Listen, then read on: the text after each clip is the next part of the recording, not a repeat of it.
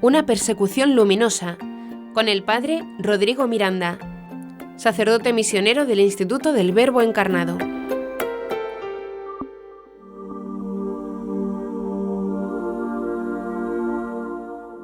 Hola amigos, soy el padre Rodrigo Miranda, sacerdote misionero del Instituto del Verbo Encarnado.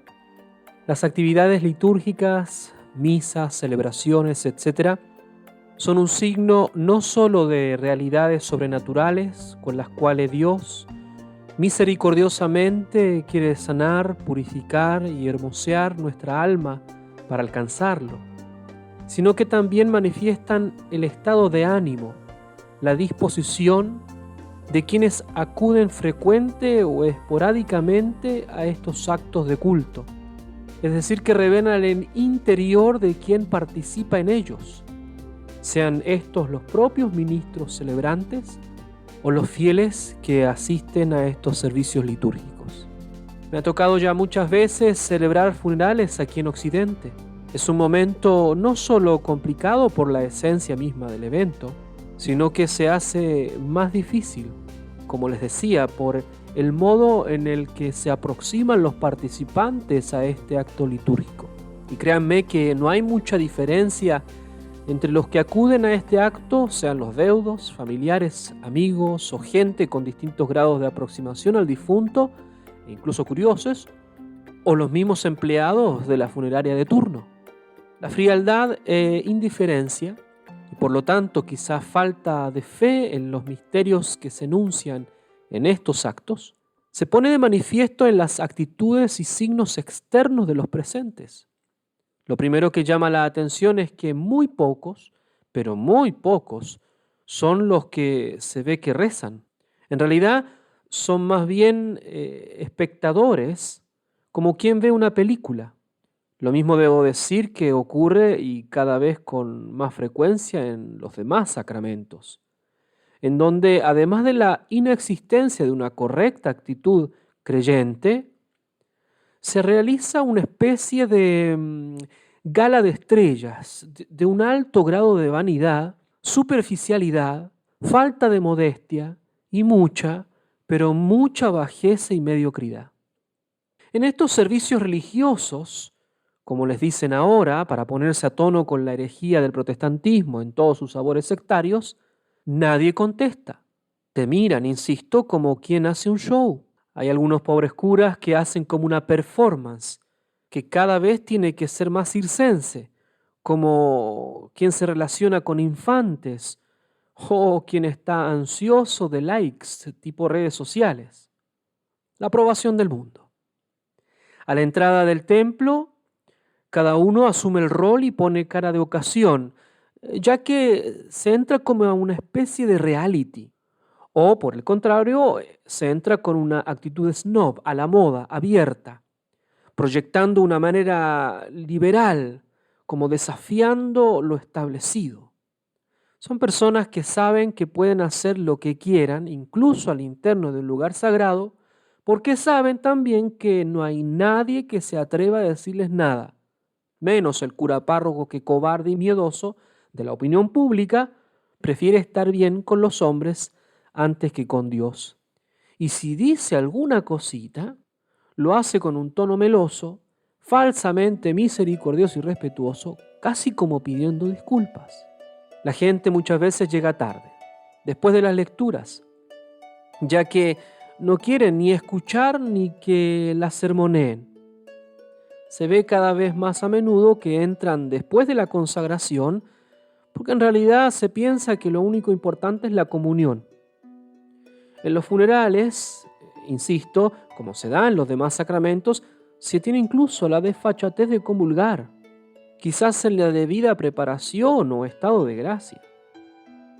Creo que se debe a que, por una parte, no se sabe que la misa es la conmemoración del sacrificio de Cristo donde Él se hace presente, porque los ministros la han transformado en una especie de fiesta o comida de partners, y porque esta sociedad hedonista huye de cualquier palabra que indique sacrificio, más rápido que un virus inventado. Por otra parte, la comunión es el momento en el que el laico participa, sin intermediarios.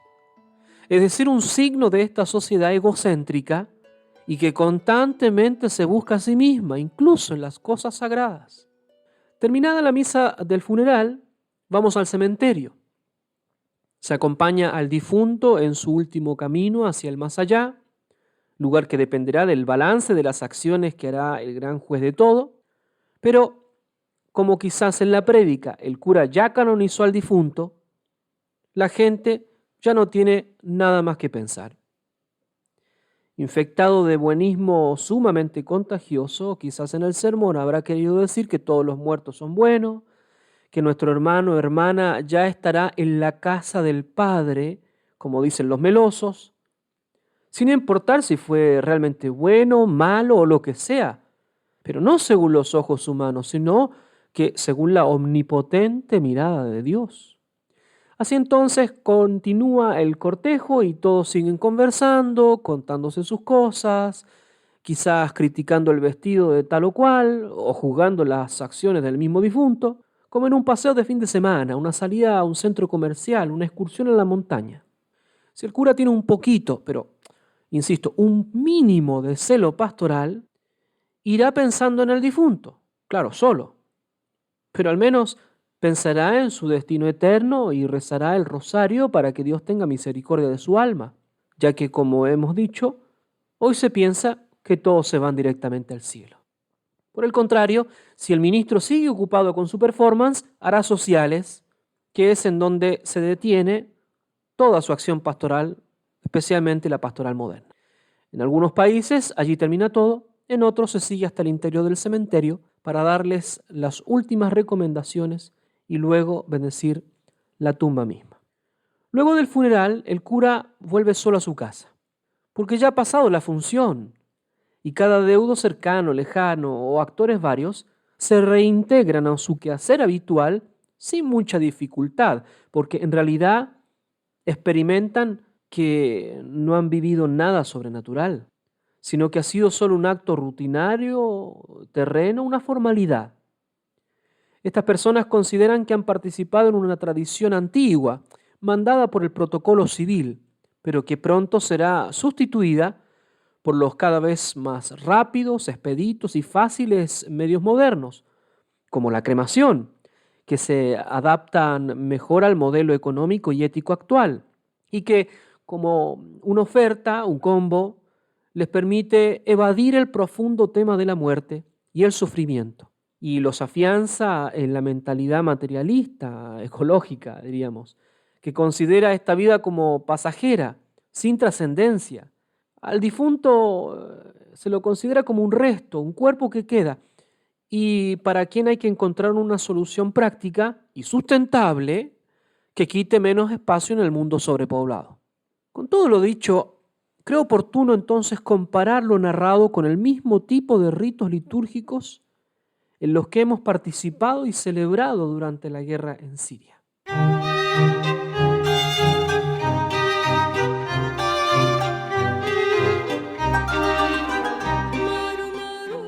Como ya lo hemos mencionado al inicio de la guerra, los barrios más populares sufrieron el violento y destructivo ataque de los rebeldes moderados, como aún les llama la obstinada ideológica mentalidad de este mundo liberal.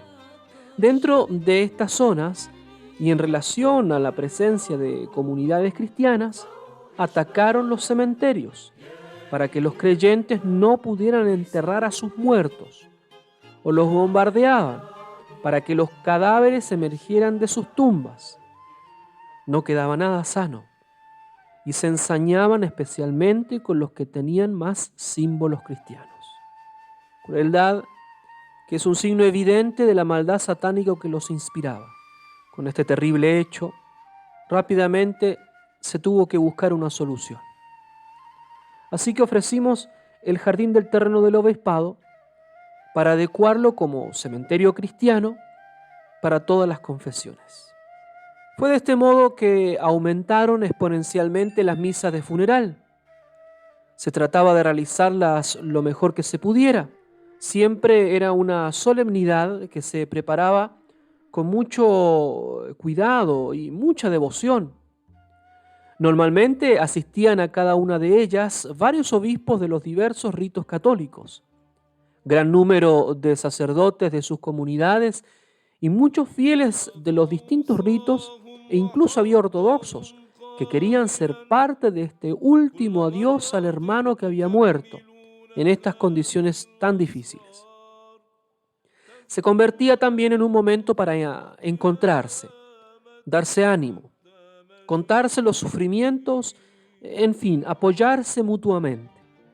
Recuerdo vivamente cómo se estrecharon por esta causa los lazos entre obispos, sacerdotes y religiosos. Estas liturgias se transformaron como en una arenga para continuar haciendo el mayor bien que se podía. Por esto mismo, también se compartían iniciativas para realizar juntos, nos organizábamos. El ambiente, considerando la gran cantidad de gente que participaba, era de sincera oración. Todos rezan con signos de evidente y fogoso fervor. Se respetan los silencios, aun cuando sabemos que los árabes en general son charlatanes. Se canta a viva voz y se reza con la misma fuerza. La predicación en general es larga, ya que se habla de las postrimerías. Se exhorta a la fe, a la esperanza, es decir, se habla de temas importantes. Se llama a la conversión, a la obediencia a la voluntad de Dios. Se transforma esto no solo en la despedida al hermano que ya partió, sino que en una preparación concreta para el próximo que va a partir y que quizás se encuentra entre los presentes, como muchas veces nos sucedió. Se percibe que los fieles son conscientes de que la ferviente oración unida al sacrificio de Cristo, conmemorada sacramentalmente en la Eucaristía, es el único modo real y eficaz en que se puede expresar el cariño por el difunto. Se elevan súplicas para que Dios tenga misericordia de su alma, le haga pasar pronto de las penas del purgatorio a la patria celeste, si es su voluntad santísima. Al mismo tiempo de rezar por el difunto, se renueva nuestro compromiso de una vida cristiana auténtica y sacrificada para encontrarnos todos juntos en el cielo. Porque ¿de qué valdría participar en la misa de un ser querido que partió si no se quiere salvar el alma? O si se continúa testarudamente con el pecado que abre las puertas de la condenación eterna y la separación eterna del fiel que ya partió. Como es evidente, ante semejante disposición y preparación de la liturgia, la comunión se realiza en la más profunda fe y con la mirada puesta en la eternidad que está bien cercana. Por lo que se canta a todo pulmón, como pidiéndole a Cristo realmente presente en la Eucaristía, que tenga misericordia también de nosotros y nos fortalezca para caminar hasta el cielo. Luego de la misa, comienza el traslado al cementerio. Se prepara todo el mundo. Los varones encabezan la procesión, son los que cantan. Las mujeres guían el rosario pidiendo por el difunto, pero también por todas las almas que lo necesiten, vivos y difuntos. Se comienza a caminar al cementerio si es que se puede o te dejan, eso depende de las leyes del país en donde vives. Al menos en Siria te dejaban ir al cementerio ya que se encontraba cerca del barrio cristiano y de la parroquia en donde se celebraba la misa por el difunto. Como en ese momento la iglesia catedral y el jardín cementerio estaban en el mismo predio, ya no había problemas. Es de notar que si el funeral era de un cristiano mártir, asesinado por su fe y fidelidad a Cristo y su evangelio, entonces la procesión era aún más viva y sentida. Los varones gritaban el típico grito árabe que es como un viva. Son muestras públicas de fe que expresan sin el mínimo de temor o vergüenza lo que ellos son. no son como nosotros que nos acobardamos delante del mundo y tratamos de tapar la vergüenza con el vil respeto humano. Ni siquiera tenemos agallas para persignarnos en público. Una vez que se llega al cementerio, nuevamente se entonan cantos, se reza, el obispo o el sacerdote da la última recomendación y luego todos se saludan y dan la paz, partiendo por la familia del difunto. Pero se extiende a todos los presentes y una vez más eso renueva la fe en Cristo y la esperanza en el Dios de la vida. Cuando el cura debe volver, sobran autos y ofertas. Todos quieren ayudar al Padre, manifiestan el respeto y la gran estima por sus sacerdotes. Le agradecen al ministro que sea el instrumento para acompañar a las almas al otro lado de la orilla. Al final de todo, queda un espíritu de inmensa fe, de seguridad en la respuesta de Dios a nuestras oraciones, de fervor para seguir el combate, de preparación para la hora de la partida y de gran caridad entre todos. El dolor de la partida acalla para dar lugar a la confianza en la misericordia de Dios. Queridos amigos, qué distintas realidades. Quizás es el tiempo de preguntarse ¿en dónde radica tan gran diferencia en la vida de fe? ¿No habremos perdido algo en el camino a la modernidad? Los eventos que nos rodean nos llaman a gritos para que renovemos nuestra vida espiritual, para vivirla bien, clara y coherentemente. Y para llevarlo a cabo, hagamos lo que nos enseña San Pablo: orad sin cesar. Dad gracias en todo, porque esta es la voluntad de Dios para con vosotros en Cristo Jesús. No apaguéis al Espíritu, examinadlo todo, retened lo bueno, absteneos de toda especie de mal. Que Dios los bendiga mucho.